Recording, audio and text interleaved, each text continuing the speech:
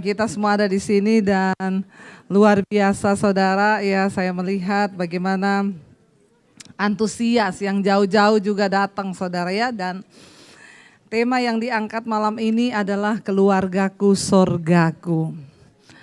Siapa yang ingin keluarganya menjadi sorga?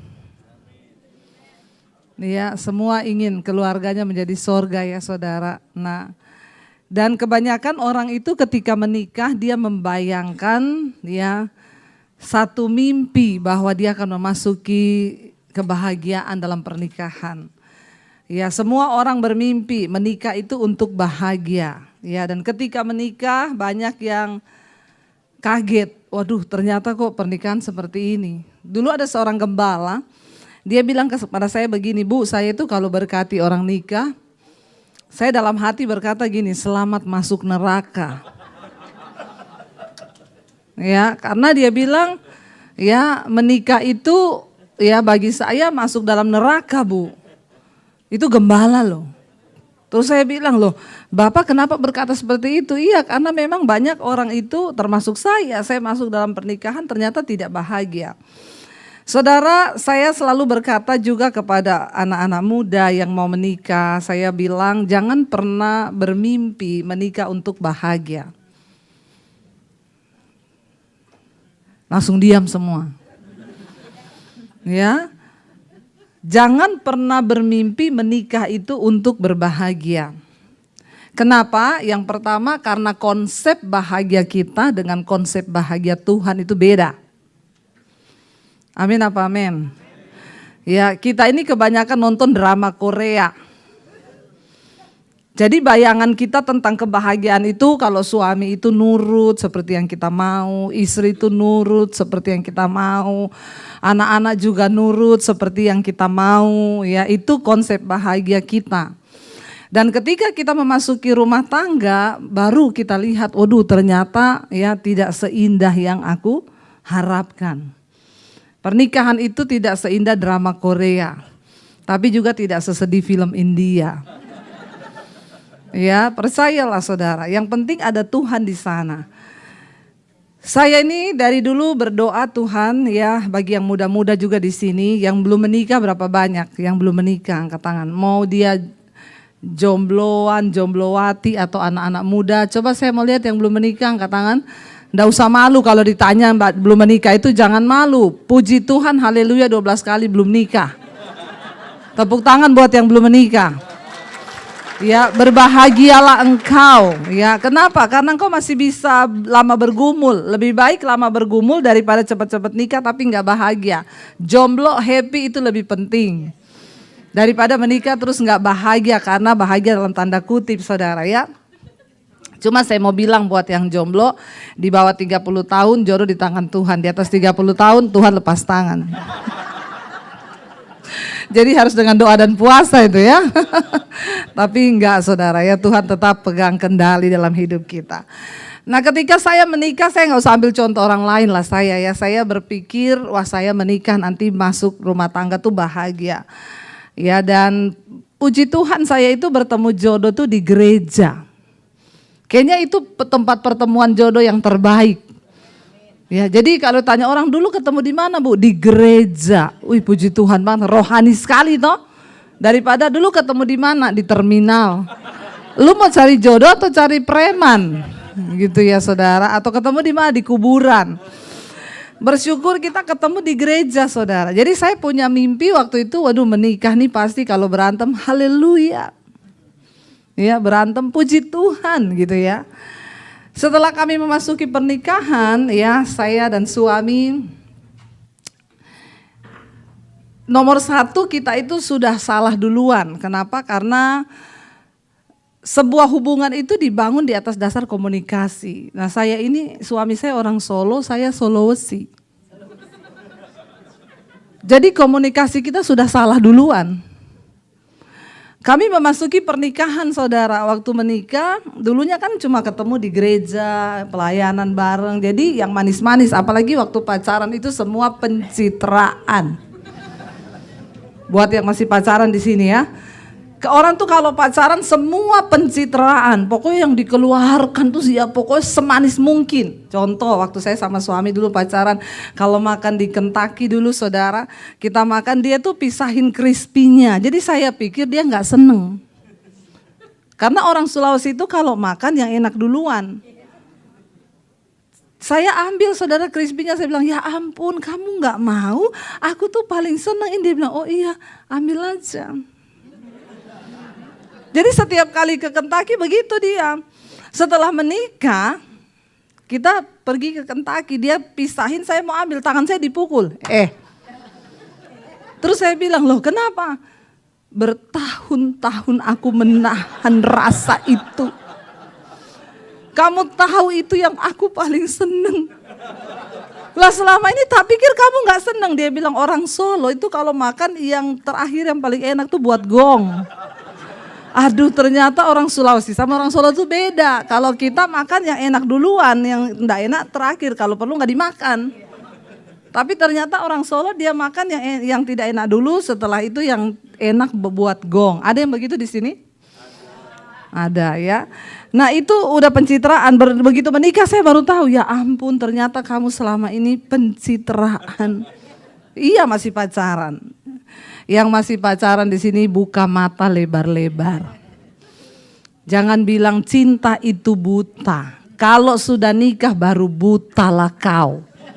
Karena udah nggak bisa dimundur lagi, nggak bisa diganti lagi, sudah terlanjur menikah.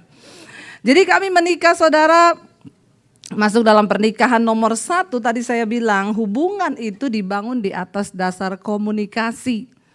Kalau komunikasi rusak, maka rusak sebuah hubungan.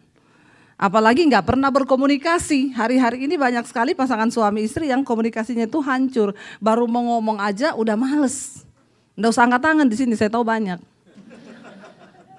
Ya, terlihat dari wajah-wajah saudara. Karena banyak sekali orang dalam pernikahan itu ternyata pencitraan. Nah setelah kami menikah saudara, ya masalah komunikasi itu terjadi. Aduh ya saya itu orang Sulawesi, saya tuh kalau ngomong orang Sulawesi itu kan di belakang nadanya tinggi. Ketemu dia orang Solo yang ngomong nadanya di belakang rendah. Ya jadi saudara pertama kali menikah tuh saya, say itu anu dia datang, mbok ngomongi alon-alon wae. Nggak usah nesu. Saya bilang aku tuh nggak nesu loh. Tapi nadamu tuh nesu. Ora.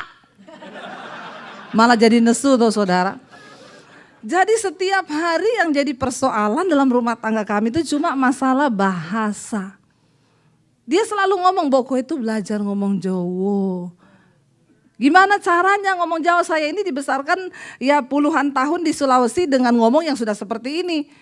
Saya ndak bisa kayak begitu. Dia bilang, ojo ngomong ora iso. Ngomong iso. Aku bilang ora iso. Ngomong iso. Lah dari mana saya memulai? Kalau ngomong itu orang Solo nada bawahnya itu belakangnya itu turun. Jadi saya itu selalu mengingat-ingat setiap kali ngomong, sayang kamu sudah makan. Aduh saudara jadi wagu ya, bagaimana ya orang Jawa bilang itu ya. Terus saya ada di lingkungan Solo, sebelum saya menikah pun sudah lama tinggal di Solo. Jadi ketika menikah pun saya sudah banyak belajar kata-kata itu yang bahasa Jawa. Ketika menikah saudara ya jadi kan terbawa-bawa ya. Saya tuh kalau ngomong pakai bahasa Jawa dia marah. Jangan pakai bahasa Jawa say, kelihatan kasar banget kamu tuh kalau ngomong bahasa Jawa. Ya jadi saya ngomong sama maknya, mak kowe wis mangan? Dia bilang kamu gak bisa ngomong sama orang tua model begitu. Lah terus gaya apa? Ya kalau kamu mau belajar bahasa Solo ya belajar sekalian. Setiap hari saudara kita tuh cuma ribut soal bahasa. Ternyata panas sekarang ya. Saya pikir dingin loh saudara. Salah kostum ini ya. Kalau ada yang bawa tisu boleh tolong saya dong. Ya berarti ini hadiratnya mulai terasa ini saudara ya. Lalu akhirnya ya saya itu mencoba saudara. Ya saya bilang dia selalu ngomong. Ya coba jangan bilang terima kasih ibu. Jangan bilang ora iso. Ngomong iso. Coba baru bilang ndak iso. Jadi saudara aduh saya itu Tiap hari stres, dituntut untuk dari segi ngomong aja saya harus mengikuti. Ya dia bilang, karena kasar banget loh kamu tuh kelihatan gini. Saya bilang, ya kamu tuh kan menikahnya sama Debbie Basdir, bukan Sri Rejeki. Kalau dari dulu kamu mau cari istri yang seperti itu, Mbok, kenapa kamu gak nikah sama orang Jawa?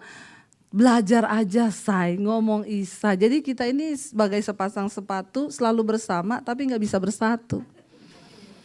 Ya, tapi ya sudahlah, saya dituntut untuk menjadi seperti itu, ya saya cuma bisa nyanyi waktu itu. Aku tahu ku takkan bisa jadi seperti yang engkau minta, namun selama nafas berhembus aku kan mencoba menjadi seperti yang kau minta. Pret.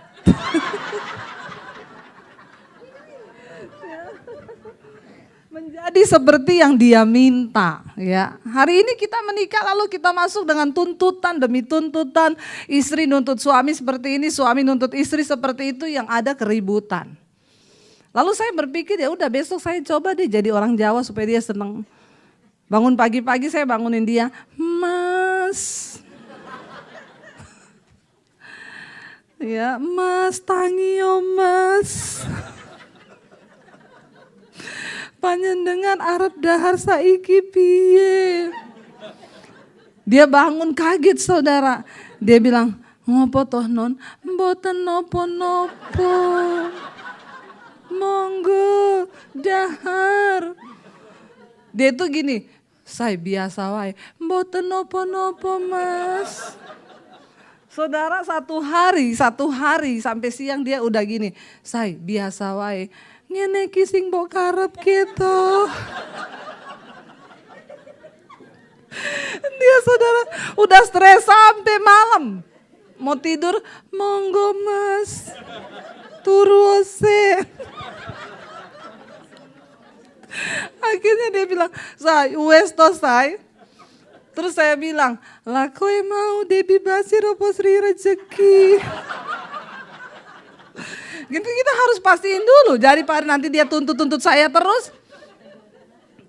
Terus dia nyanyi sama saya, benar ku mencintaimu tapi tak begini. Jadi saya pastiin lagi, jadi Debbie Basir atau Sri Rejeki. Baru dia bilang, Debbie Basir wae. Berarti mulai sekarang tidak ada tuntutan loh ya soal ngomong. Saudara, ternyata menjadi sama seperti yang kita mau, bukan itu yang membuat kita tuh cocok.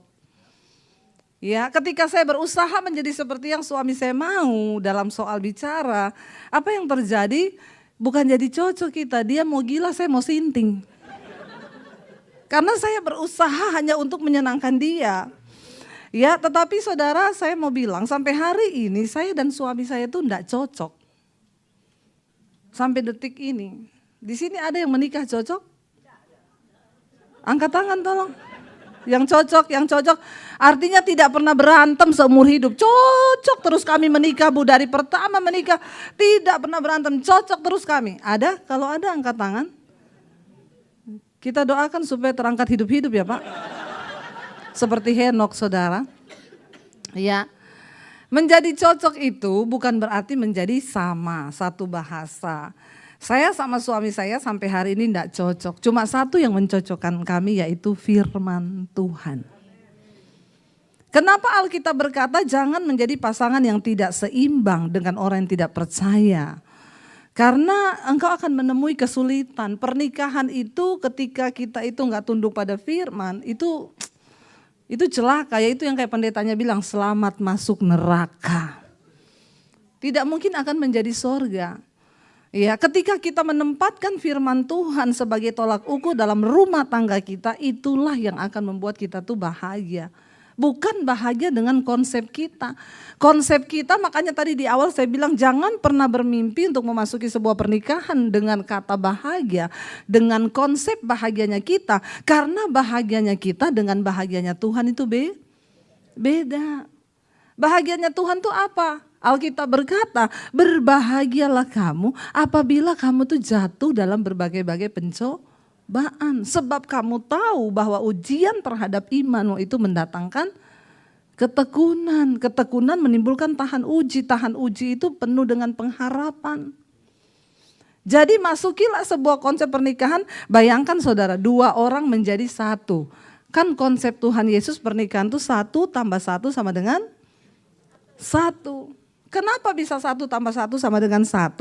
Dimanapun jumlah dan hitung-hitungan matematika itu 1 tambah 1 sama dengan 2. Kenapa bisa jadi 1? Separuh saya mati, separuh suami saya juga mati. Baru kita tinggal separuh, ketemu separuh maka bisa jadi 1.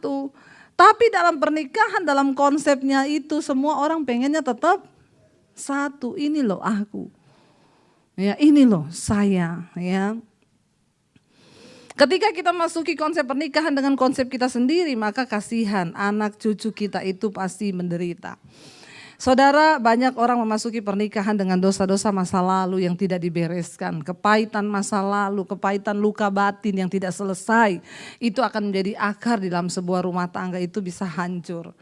Dulu ketika saya menikah dengan suami, tanpa saya sadari saya ini ternyata masih membawa luka batin. Ya dulu saya tuh dari kecil papi tuh kalau mukul itu kan waduh ya kalau dipukul tuh saya sampai merayap-merayap minta ampun juga nggak diampuni, badan saya sampai biru-biru dipukulin. Kalau dipukul tuh dijambak ke rambut itu saudara, diseret begitu. Jadi saya penuh dengan luka batin ternyata. Sehingga mulai remaja ya saya mulai jatuh dalam pergaulan yang tidak benar sampai akhirnya saya mau bunuh diri dan di situ Tuhan Yesus selamatkan saya. Ketika saya terima Yesus, saya diusir dari keluarga, ya dan itu juga ternyata luka yang lama nggak sembuh, ditambah lagi papi saya menyuruh saya untuk tinggalkan keluarga. Kalau kamu pilih Yesus, kamu tinggalkan rumah ini dan jangan anggap kamu punya keluarga. Dan ternyata saya sudah pelayanan, tapi saya masih membawa luka batin itu di dalam hati saya. Ketika kami memasuki rumah tangga saudara, yang ada bukan sorga tapi neraka, ya. Dan kasihan suami saya ketika kami menikah, saya itu menjadi orang yang tersinggung sedikit, saya marah dan bukan cuma itu, anak-anak saya tuh waktu masih kecil, wah itu kena siksaan banget karena saya pengen balas dendam. Kalau saya pukuli mereka saudara, udah saya pukul begitu rupa mereka nangis, selalu yang dari mulut saya itu ngomong apa? Apa yang opa dulu bikin sama mami, gak ada apa-apanya sama apa yang mami bikin sama kamu. Dan luka batin itu saudara ya terus mempengaruhi karakter saya sampai saudara saya menjadi orang yang mudah tersinggung, mudah marah. Saya kalau marah tersinggung padahal kan suami saya itu udah halusnya seperti itu. Tapi kalau saya tersinggung sesuatu, saya bisa tersinggung sama ipar, tapi saya marahnya sama dia. Saya pergi dari rumah, saya bawa waktu itu anak saya masih umur berapa hari loh. Saya pergi dari rumah seharian, saya tidak kabarin dia, saya ke tempat teman saya matiin HP. Teman saya bilang, kasihan loh suamimu pasti cariin kamu, biar dia tersiksa. Jadi saya senang kalau suami itu tersiksa. Itu pengaruh luka batin. Ya. Dan akhirnya saya kalau tersinggung saya benturin kepala saya ke tembok, ya saya marah, saya ngamuk saudara. Mungkin suami saya bisa cerita kali di sini ya. Kita panggil suami saya ya, setuju? Saya. Ya biar lebih kalau dia ceritakan tuh lebih menjiwai ya. Bagaimana dia menghadapi seorang Debbie Basir yang dulu. Korban. Jangan ditiru, adegan berbahaya ini. Shalom. Ya, mau saya sebelum saya ceritakan itu waktu menikah pertama kali, saya punya cita-cita punya keluarga yang seperti tema pada hari ini. Keluargaku adalah surgaku. Waktu itu saya berdoa, Tuhan, saya mau membangun keluarga yang benar-benar surga. Setiap dambaan, setiap kita pasti pengen keluarga itu yang surga. Ada surga di dalam keluarga, tetapi sewaktu saya menikah, saudara tahu bahwa saya hamba Tuhan, dia hamba Tuhan. Pastikan surga terjadi, ya kan, ketemunya di gereja. Tapi apa yang saya alami waktu itu, pernikahan kita waktu awal-awal, Yang pertama tadi bahasa, yang kedua saya temui waktu pacaran memang berbeda, tapi sewaktu menikah dia ada satu kepahitan yang luar biasa yang belum terselesaikan sama papinya. Cuman itu nggak terlihat karena dia sibuk pelayanan, saudara. Nah, setiap kehidupan kita pasti ada satu hal yang tersembunyi yang kadangkala tidak ditemukan. Nah, itu temukannya waktu setiap dia marah, waktu marah sama selisih paham dengan saya, dia marahnya itu tingkat tinggi, saudara. Dia benturkan kepalanya ke tembok. Ini jadi semua orang nggak tahu, cuman saya dengan dia. Saya juga mau ngomong sama siapa bahwa kita hamba Tuhan, keluarga hamba Tuhan, tapi ternyata kayak gini. Dia benturkan kepala, terus dia marah, terus habis itu dia pergi. Setiap kali salah paham kayak gitu, saya mikir gini, Tuhan, keluargaku adalah surgaku, pupus harapan buat saya. Tapi apa boleh buat, kita hamba Tuhan, dua-dua hamba Tuhan, saya mau terbuka sama siapa? Nggak ada, oh ini hamba Tuhan, kehidupan hamba Tuhan kayak gini. Nah, iya harus pencitraan kan, ketemu orang harus shalom. Padahal di dalam keluarga, ya kan ini terjadi di setiap kita, bahkan mungkin kita yang sudah hamba Tuhan, mungkin saudara pengerja, mungkin saudara jemaat. Tapi hal itu menjadi pergumulan saya. Tiap hari saya berdoa, Tuhan, ada apa keluarga saya ini? Setiap kali salah paham dikit, marahnya tingkat tinggi, marah terus tiba-tiba di tengah perenungan saya sama Tuhan, saya cuma bertanya, Tuhan, saya nggak mau lanjutkan kalau kehidupan saya kayak gini, tapi saya minta dipulihkan dalam keluarga saya. Kemudian satu waktu jam 11 malam kita ngobrol-ngobrol, terjadi salah paham yang tingkat tinggi itu. Kemudian Tuhan ingatkan saya satu hal tentang kepahitan dalam hati. Nah, waktu itu saya tanya, Non, dia dalam kondisi dia marah, saya ajak doa, dia nggak mau. Terus terbesit saya bilang sama dia, coba kamu lihat saya, anggap saya bapakmu. Apa benar kamu mengasihi aku? Coba lihat aku, bilang aku sayang papi. Wow, dia berontak, saudara. Dia berontak, saya langsung tahu akar permasalahannya ini terletak di dia kepahitan sama papinya. Kemudian malam itu saya layani dia selama dari jam 11 malam sampai jam 2 pagi, saudara. Itu baru terlepas, dan waktu terlepas tentang kepahitan itu, sampai sekarang, kita nggak pernah berantem. Dan pada satu titik itu kemudian perubahan terjadi, yang tadinya dia sering marah dan bentur-benturkan kepala di tembok, udah nggak terjadi lagi. Dan sejak saat itu sampai sekarang malah kita bahkan mau cari-cari kapan kita marah-marahan. Lalu kasih ya. Ya ada sih saudara ya, paling ya namanya salah paham kecil pasti ada, tapi tidak seperti dulu. Dulu kalau salah paham itu saya bisa nggak ngomong sampai berhari-hari, saya nggak mau siapin dia makan, saya nggak mau, biarin aja. Ya saya juga lagi marah ya, jadi orang sakit jiwa. Saudara, memasuki sebuah pernikahan perlu kita ini sembuh dulu secara jiwa. Banyak sekali orang Kristen tuh masuk dalam pernikahan tapi sakit jiwa. Itu yang kasihan suaminya atau istrinya. Ya dalam hal ini kalau kita tidak mengerti saudara, maka perceraian.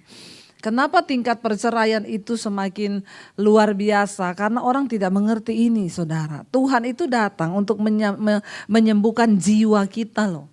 Ya, kalau kita belajar soal tubuh, jiwa dan roh saudara. Jiwa manusia itu makanya di Alkitab dikatakan selamatkan jiwa.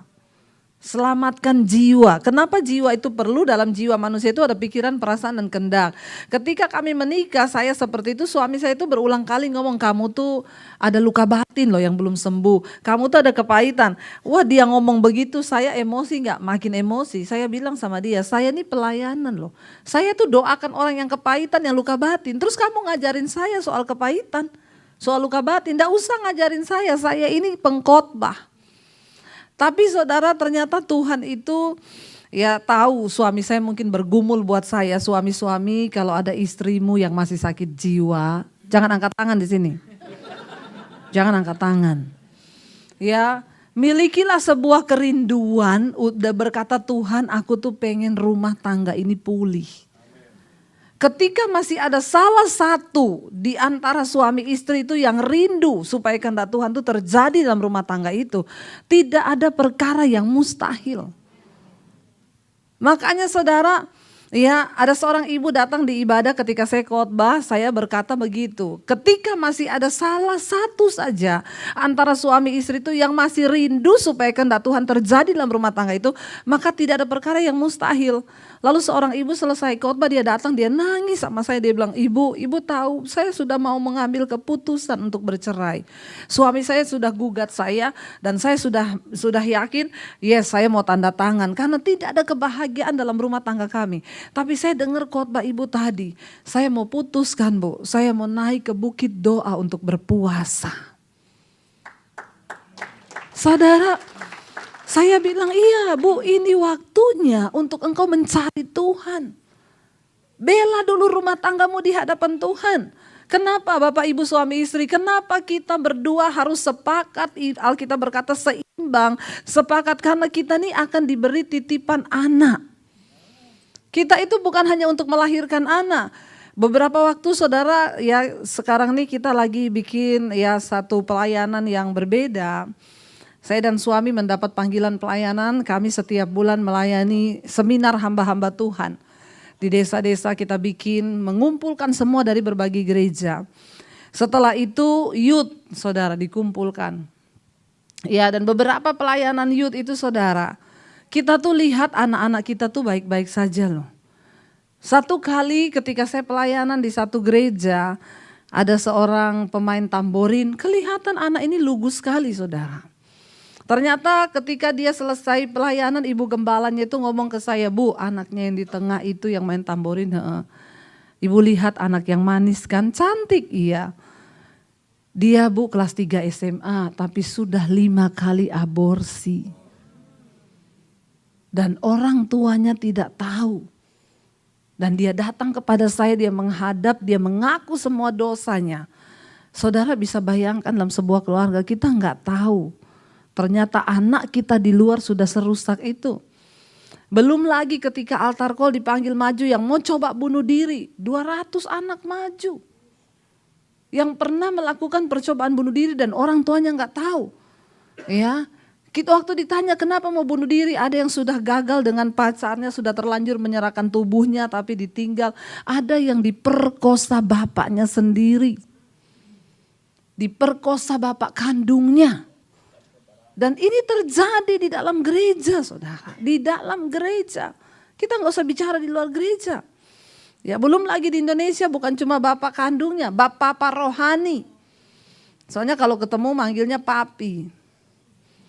Dilarang keras ya para hamba-hamba Tuhan. Deket-deket sama jemaatnya terus manggil-manggil papi pret. Ya. Sekarang itu yang namanya iblis itu ya tidak main-main menyerang. Ya kita hamba Tuhannya udah baik, udah benar. Anak kita diserang iblis. Kenapa? Mau menjatuhkan pelayanan. Ya menjatuhkan pelayanan. Kemarin salah seorang teman saya, dia tuh pelayanan, dia bukan pendeta. Tapi dia teman kami pelayanan seminar hamba Tuhan, pengusaha. Tapi anaknya dugem saudara. Anaknya itu tiap malam tuh dugem. Dia di Indonesia, anaknya kuliah di Amerika sini, tapi kan di Instagram di mana anaknya itu pamer. Bapaknya itu panggil anaknya, dia bilang, "Nak, kalau kamu masih mau nerusin cara hidup yang seperti itu, Papa nggak akan suruh kamu berubah lagi. Oke, kamu pilih saja. Papa akan mundur dari pelayanan atau kamu yang stop. Karena Papa tidak mau melayani kalau anaknya Papa sendiri tidak bisa menjadi berkat. Buat apa Papa di luar hebat, tapi ternyata kamu anaknya Papa, setiap hari kamu dugem, kamu mabuk. Papa yang memilih untuk mundur dari pelayanan, berarti Papa belum layak dan belum bisa menjadi berkat." Akhirnya anaknya nangis di laut Tuhan dan berkata, "Pak, aku yang akan berubah." Dan akhirnya anaknya berubah, meninggalkan dunia itu. Papanya bilang, "Papa tidak mau mempertaruhkan mimbar ini. Buat apa Papa khotbah di mimbar tapi anaknya Papa seperti itu?" Iblis hari-hari ini mencari celah saudara, menghancurkan keluarga demi keluarga. Gereja akan menjadi kuat ketika keluarga-keluarga di dalamnya itu utuh di dalam Tuhan. Maka gereja itu akan menjadi kuat. Bukan soal banyaknya jumlah. Tapi ketika ada keluarga yang kuat, maka keluarga ini akan menopang keluarga yang lain. Kita ada dalam sebuah generasi, dalam sebuah keadaan di akhir zaman. Belum lagi saudara, hari-hari ini saya banyak melayani lewat YouTube, orang-orang datang mengaku dosa. Yang datang mengaku saudara, Bu, saya mau pengakuan dosa, saya nonton khotbah Ibu di YouTube, saya mau mengaku Bu, saya lesbi. Saudara, dan yang saya layani yang mengaku lesbi itu bukan yang tampang-tampangnya kayak saya begini loh. Kan banyak orang bilang lesbi itu rambutnya pendek, modelnya gagah perkasa, ya mirip-mirip saya lah. Tapi saya ini feminim loh, asli loh ya. Coba tanya sama suami saya. Cuma memang saya bukan Sri Rezeki. Tapi soal masak, soal rumah tangga, saya jagonya. Saudara, yang saya layani ada orang yang datang rambut panjang loh. Rambut panjang, kriwil-kriwil, feminim. Feminim, ngaku. Ya saya tanya kenapa kamu jadi lesbi, saya mengalami kepahitan gini. Dan ketika di kantor ada teman saya yang belai saya, langsung jatuh lepek-lepek 7 tahun membangun hubungan lesbi. Yang datang kepada saya ada lagi yang datang, Bu, saya homo Bu. Saya mau pengakuan dosa sama Bu Debbie, di tengah masa pandemi saya dinyatakan dokter reaktif HIV. Lalu saya ketakutan luar biasa Bu, dokter bilang kita coba 1 bulan saya kasih kamu obat. Memang hanya sedikit yang berubah menjadi negatif, karena semua akan jadi positif biasanya kalau sudah seperti itu. Tapi kamu berdoa gak ada yang mustahil. Di tengah masa pandemi itu saya ketakutan mati kena HIV, saya cari khotbah di YouTube, saya temukan khotbah Ibu. Saya ikuti Bu, saya terus membangun iman saya. Lalu saya tinggalkan komunitas gay saya gak lagi dugem sama mereka, saya benar-benar memisahkan diri. Pagi, siang, sore, malam di mobil, di kantor saya dengar khotbah Ibu. Pakai headset sambil kerja sampai firman itu masuk. Dan saya Bu disembuhkan. Saya sekarang benar-benar sudah dipulihkan dan puji Tuhan dia bilang. Sebulan kemudian dia tes saudara, dia negatif. Sejak hari itu dia bilang saya sudah lewati 1 tahun lebih sampai sekarang Bu. Saya dibebaskan dari homoseksual. Ini terjadi di generasi kita saudara, para orang tua. Kalau kita gak sungguh-sungguh dengan Tuhan, maka anak-anak kita tuh jadi sasarannya iblis. Ya ini terjadi. Roh itu masuk dan ya kita perlu Tuhan dalam rumah tangga kita. Ya tetapi tidak ada perkara yang mustahil. Saya selalu bilang sama yang homo, yang lesbi. Mereka bilang kami gak bisa sembuh Bu. Saya bilang tidak ada perkara yang mustahil. Tuhan menciptakan kita itu laki-laki dan perempuan. Lain dari itu dari iblis. Ya jangan bilang sudah dari sananya Bu, saya gak bisa. Bisa iblislah yang merusak gambar diri Allah itu. Ya, jangan kompromi saudara dengan apapun. Ya, saya berkata maaf ya saudara, saya tidak pernah lihat itu anjing ya, anjing itu tahu loh. Pasangannya yang jantan tuh sama betina. Itu anjing yang diciptakan gak ada akal budi ya, cuma punya otak. Dia tahu, saya enggak pernah lihat anjing jantan lewat terus ketemu anjing jantan terus Saudara pernah lihat begitu? Enggak loh. Kucing pun demikian loh. Kucing jantan ngerti kodratnya itu kawin sama kucing betina. Enggak ada kucing jantan lihat kucing jantan meow. Kok ada manusia yang diciptakan serupa dan segambar dengan Allah, punya akal budi.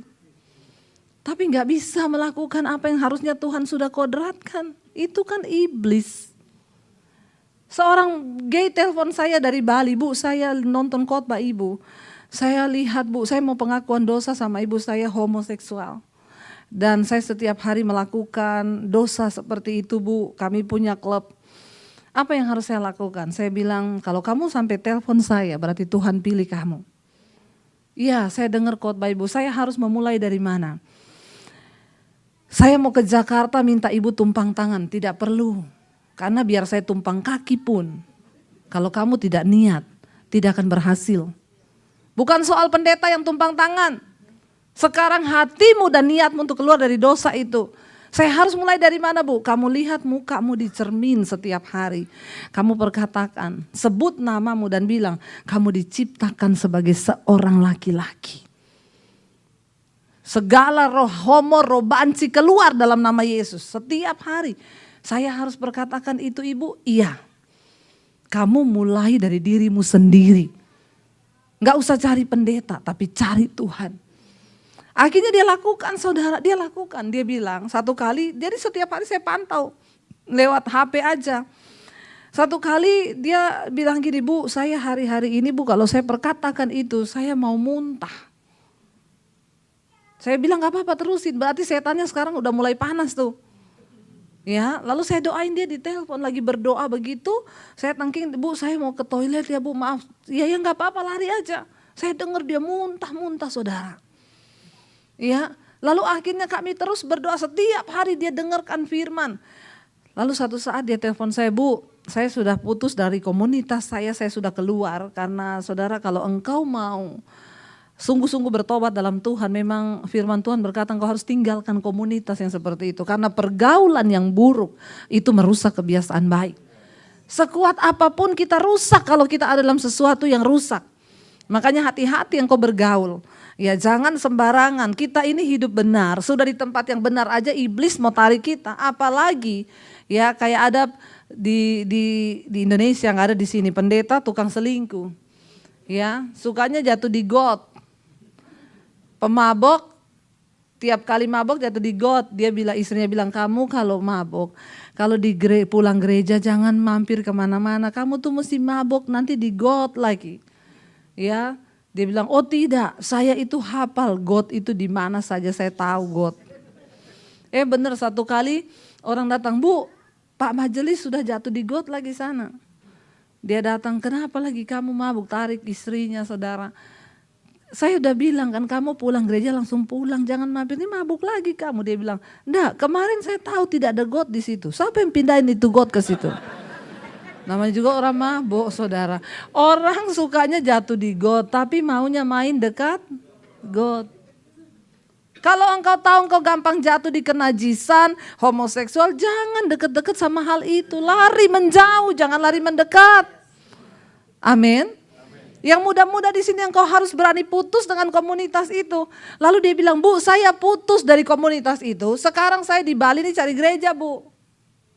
Dan dia telepon saya, Bu, ternyata singer, WL-nya juga semua cucok meong. Saudara, saya kaget loh. Saya bilang, iya Bu, kan saya ini bekas dari sana. Jadi saya ini punya sinyal, Bu.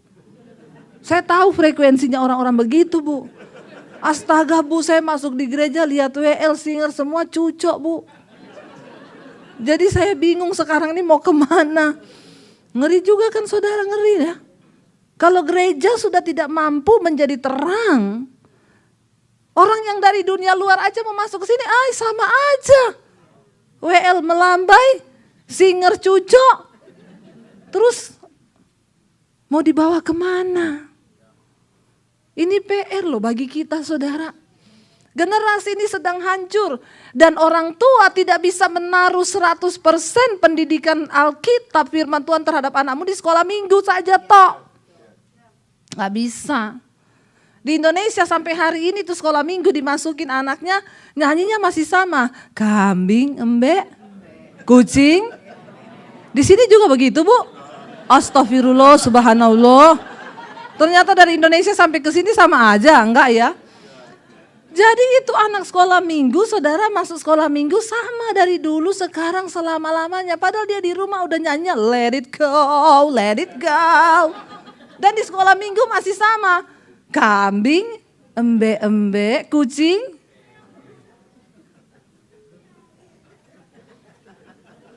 Ini PR bagi guru sekolah minggu loh. Ini PR. Kita ini diakui atau tidak, gereja banyak yang hancur generasinya. Makanya kita lihat di gereja ini masih puji Tuhan, di sini masih banyak anak muda. Saudara ya, jangan taruh pendidikan anakmu tentang firman Tuhan hanya di sekolah minggu. Enggak cukup. Apalagi sudah guru sekolah minggunya itu toh, bapak mamanya juga nggak ngerti firman. Ayo, nggak usah angkat tangan di sini. Orang tua pada tidak ngerti firman Tuhan. Makanya ketika di sekolah minggu ada anak Yosua lari keluar menangis. Ditanya mamanya, kenapa kamu nangis Yosua? Guru sekolah minggunya tuduh aku merobohkan tembok Yeriko. Anaknya nangis terseduh-seduh, mamanya bilang, tapi kamu gak melakukan apa-apa kan Yosua? Enggak ma, aku tadi itu cuma ikut sekolah minggu, aku dituduh, teman-temanku semua nunjuk aku sambil ketawa aku. Bapaknya datang, kenapa Yosua kamu nangis? Ini loh kata mamanya, guru sekolah minggunya tuduh dia tembok Yeriko dia ngerobohkan. Terus bapaknya, ya ampun gitu aja repot, tinggal suruh hitung tuh berapa kerugiannya, papa bangun. Astagfirullah saudara. Ini namanya ya, emak bapaknya buta firman, anaknya apalagi. Mau dibawa di mana rumah tangga ini saudara? Coba kita baca firman Tuhan ya, ini baru masuk khotbah loh, tadi ini baru pembukaan. Sampai jam berapa kita Pak? Bebas, sampai jam 1 oke? Kan saya masih jet lag saudara. Saya tadi malam gak tidur sampai jam 4 loh. Jadi kita berjet lag ria malam ini ya. Enggak lah ya, kalau sampai jam 1 Anda puas saya lemes. Mari kita buka bersama, coba kita lihat ya dari kitab Ulangan saudara. Ulangan 11 ayat 18 sampai ayat 22.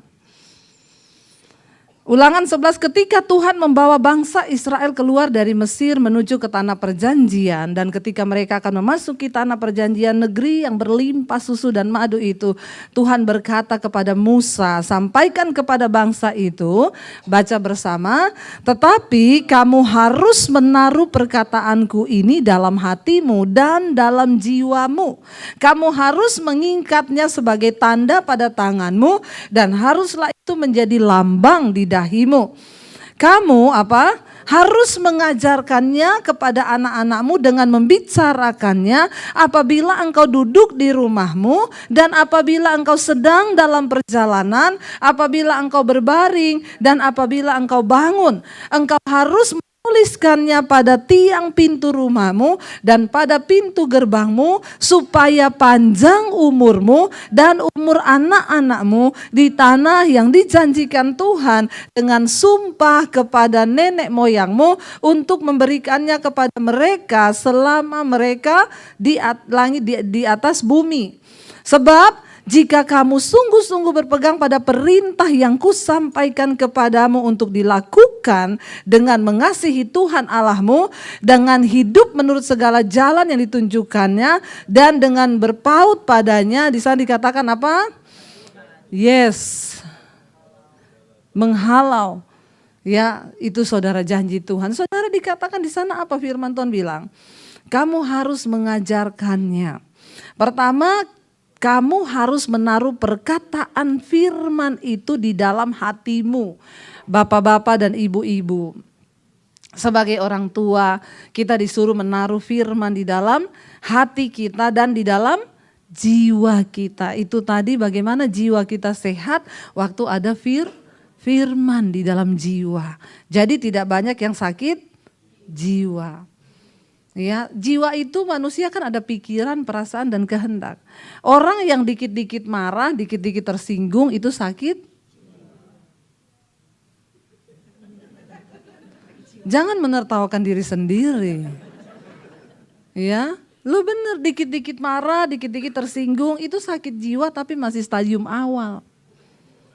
Ya, diterus-terusin bisa gila beneran. Karena di dalam jiwa manusia ada pikiran, perasaan dan kehendak. Waktu engkau jiwamu sakit, ya maka orang ngomong apa, engkau marah, engkau tersinggung, dikit-dikit marah, dikit-dikit tersinggung, itu sakit jiwa. Firman ini dikatakan kamu harus menaruh firman Tuhan di dalam jiwamu. Di dalam pikiran, perasaan dan kehendak kita. Jadi waktu kita mau marah, kita ingat, oh ada firman Tuhan. Ya, saya sama suami saudara, Ya, dulu pertama menikah kami itu punya banyak komitmen firman karena kita sama-sama melayani Tuhan. Salah satu kami punya komitmen adalah berantem itu 5 menit cukup. Enggak ada orang enggak berantem. Mau sekudus apapun tidak ada orang, mau sedia pendeta apapun enggak mungkin enggak berantem. Ada namanya salah paham. Tapi komitmen kami dari dulu berantem itu 5 menit cukup. Tapi orang yang sakit jiwa enggak mungkin bisa 5 menit cukup. Benar apa benar? Ya, kita pakai pikiran, perasaan dan kehendak kita. Saudara, satu kali ya saya tuh salah paham sama suami. Lalu kita marah, malam-malam itu kita berantem. Ya lalu ya suami saya ambil bantal, dia tidur di ruang TV. Ya, lalu saya tuh nggak bisa tidur saudara ya, karena memang sudah komitmen itu nggak bisa berantem lama-lama. Ya, karena orang yang sakit jiwa itu tidak bisa mengendalikan jiwanya. Tapi kalau kita jiwanya sehat, kita akan bisa mengendalikan. Sekalipun kita marah, kita langsung cepat dalam nama Yesus aku ambil alih. Lalu saudara, malam itu suami sudah pindah keluar, saya di kamar. Ya Roh Kudus ngomong gini, sudah sekarang berbaikan. Kamu pergi keluar minta maaf sama suamimu. Roh Kudus bicara di jiwa saya. Saya bilang yang salah dia loh, bukan saya. Ngapain saya yang minta maaf? Saya mau keluar di pintu lihat dia tidur, jangan biarin saja. Saya balik ke kamar saudara. Mau tidur gak bisa tidur. Ada suara yang bilang ini, kalau tidur lagi marah lalu mimpi dicekik kuntilanak mati. Masuk neraka. Ya bener gak? Ya iya loh. Ya kita mati lagi marahan masuk neraka loh. Hati-hati loh saudara. Kan pernah ada kesaksian seorang gembala yang dia pernah mati dan hidup lagi, dia cerita. Ya dia ditolak, kenapa? Karena dia anggap sepele itu berantem dengan istrinya. Dia gak ngomong. Lalu saya gak bisa tidur. Roh Kudus ngomong tanggalkan ego, tanggalkan kesombongan, pergi ke suamimu, cium dia, ajak tidur di kamar. Selesai kan? Saya bilang harus dia yang datang, kenapa saya yang harus pergi Tuhan? Berbantah nih kepala batu, sakit jiwa memang. Tiba-tiba saya bilang saya mau tidur sekarang, saya gak mau peduli. Mau mimpi dicekik kuntilanak, mau mati karepe, pokoknya saya gak mau minta maaf. Saya tidur saudara, tiba-tiba saya dapat penglihatan. Ada satu pohon itu di pot gitu, tanaman itu hijau daunnya. Tiba-tiba ada satu ulat yang lagi makan daun itu. Tadinya cuma satu ulat, lama-lama banyak ulat dan dalam sekejap seret kering, cuma tinggal batang tok. Lalu saya pikir apa karena tadi saya urus-urus tanaman ada ulat jadi saya kepikiran ulat gitu ya. Tapi Roh Kudus ngomong gini, kamu tahu seringkali engkau membiarkan satu ulat kecil amarah dan dia memakan habis pertumbuhan imanmu. Engkau biarkan lama-lama imanmu mati dan menjadi kering tanpa engkau sadari engkau sudah terpisah dari Tuhan. Saya ngeri dengan penglihatan itu, saya berdiri langsung saya perintahkan jiwa saya, hai jiwaku, tunduklah kepada Tuhan. Saya melangkah, saya keluar, saya cium suami saya bilang, ayo tidur di kamar, sorry ya kita jangan berantem lah, lebih baik kita ini aja senang-senang. Dia bilang, iya dari tadi kek. Terus angkat bantal bawa di kamar. Terus saya cerita sama dia apa yang saya alami, dia ngomong, aku juga tadi di luar begitu loh. Roh Kudus suruh masuk ke dalam, minta maaf sama istrimu. Tapi aku enggak mau. Jadi kasihan loh Roh Kudus itu ke kamar saya, ke sini, ke situ, balik ke sini, balik ke situ. Dalam hati Roh Kudus ini orang sakit jiwa semua. Loh itu di alam roh begitu saudara. Ya kenapa Roh Kudus ke sini, ada setan juga bisikin di telinga saya. Ternyata di situ ada setan, di sini ada setan. Nah kita ini mau tunduk ke yang mana? Akhirnya saya, iya jangan mau ya, iya makanya dengan sakit jiwa kita itu udah baikan. Orang yang jiwanya itu penuh firman, Alkitab berkata taruh perkataanku di jiwamu. Kalau jiwa kita sehat, gak mungkin saudara rumah tangga kita itu bubar. Kita perintahkan firman Tuhan yang menguasai jiwa kita. Mau marah, oke mungkin sempat keceplosan marah. Tapi setelah itu hai jiwaku, tunduklah kepada Tuhan. Karena Alkitab berkata, engkau bersuka cita sekalipun engkau belum melihat Yesus. Kenapa? Karena engkau sudah mencapai tujuan imanmu, yaitu keselamatan jiwamu. Jadi tujuan kita beriman supaya jiwa ini selamat. Makanya Alkitab berkata selamatkan jiwa, menangkan jiwa. Tubuh ini binasa, makanya jangan terlalu pentingkan tubuh berlebihan. Ya, ada orang di Indonesia sih operasi plastik kanan kiri, hidung sudah bagus, lubang 2 menghadap ke bawah sudah cukup. Nggak usah dioperasi, akhirnya miring kanan, besok miring kiri, perbaiki lagi. Ya, akhirnya jadi mancung bagus. Tapi kalau bicara gini, Bu Debbie,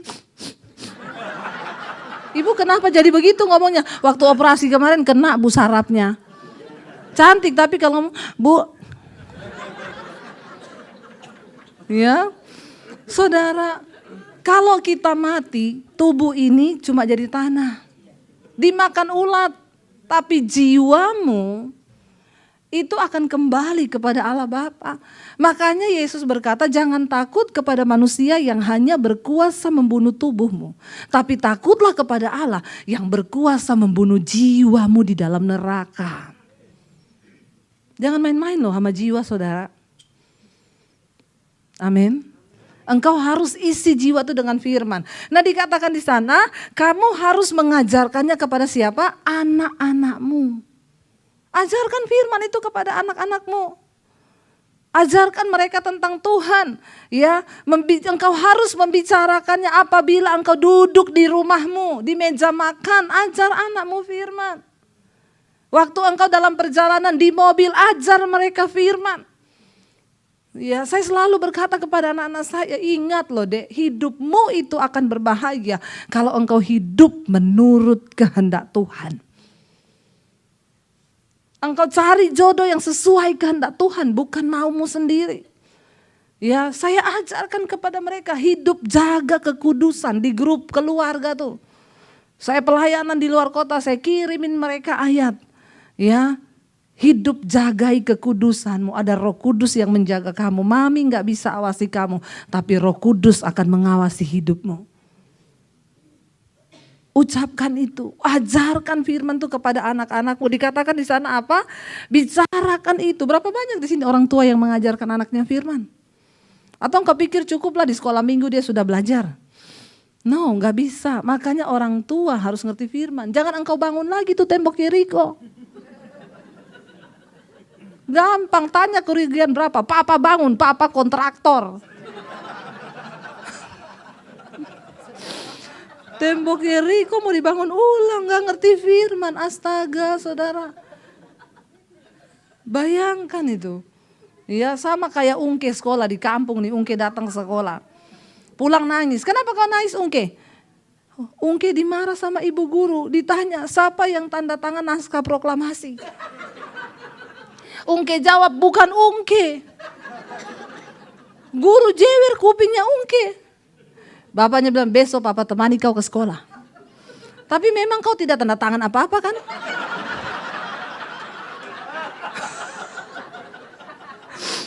Diantar ke sekolah. Bapaknya marah sama guru. Bu, saya gak terima anak saya kenapa kemarin dijewer. Anak saya ini tidak pernah berbohong bu. Ya iya saya jewer lah pak. Kenapa? Ditanya siapa yang tanda tangan naskah proklamasi. Dia bilang bukan dia. Dia ini jujur bu. Kalau dia bilang bukan dia berarti bukan dia. Terus gurunya ngomong, ya memang bukan Ungke pak. Lah kenapa Ungke yang dijewer? Yang tanda tangan itu siapa? Gurunya bilang, Soekarno-Hatta. Pergi jewer itu Soekarno dan Hatta. Jangan Ungke yang dijewer. Ungke tidak salah. Astagfirullah. Ya, seperti itulah hidup kita kalau orang tua tidak mengerti firman. Tertawakan dirimu sendiri. Amin. Jangan engkau sepelekan firman Tuhan itu. Alkitab berkata kita gak bisa taruh pertumbuhan anak kita cuma di sekolah minggu, gak cukup. Ngomong itu di jalan, ngomong itu di sekolah, ngomong itu di rumah, ngomong itu di meja makan. Saya selalu bilang sama anak-anak saya, kita naik mobil, suami saya kadang ngomong, Dek, papi mami itu gak tuntut kamu pinter di sekolah. Yang penting engkau ngerti nilai kehidupan.